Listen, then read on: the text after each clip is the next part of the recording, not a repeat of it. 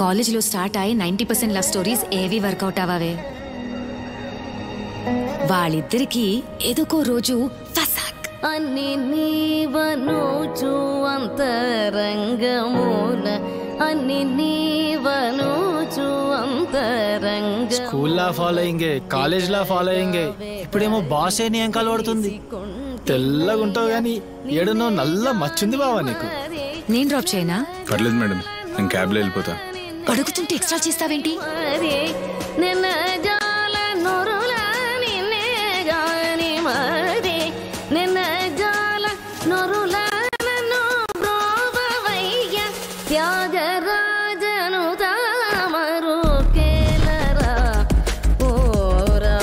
Ram, bore కొడుతుంది, బయటికి తీసుకెళ్తావా?